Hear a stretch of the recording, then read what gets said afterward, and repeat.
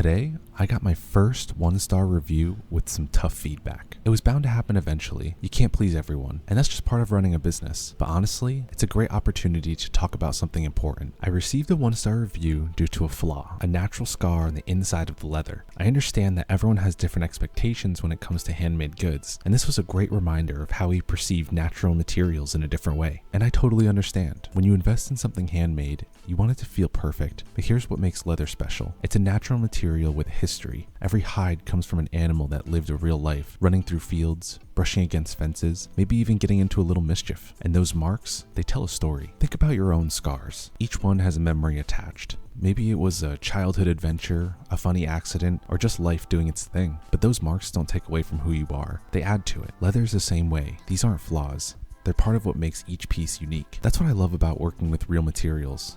Unlike factory-made, plastic-like products, leather isn't stamped out of a mold. It's one of a kind every time.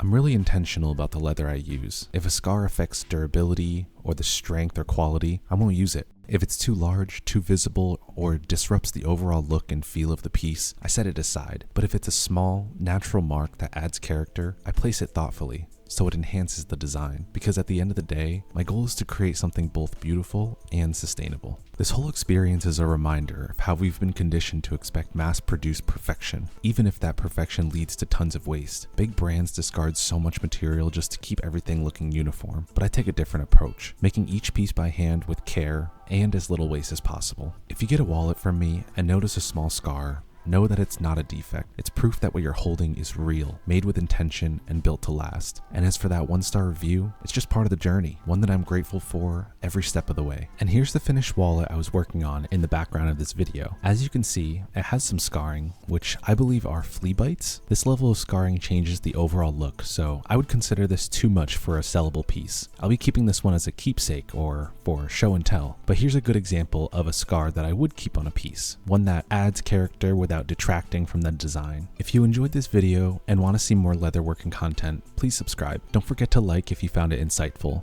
I'd love to hear your thoughts on leather scarring. Do you find it attractive or distasteful? Let me know in the comments. As always, thank you so much for watching, and I'll see you in the next one.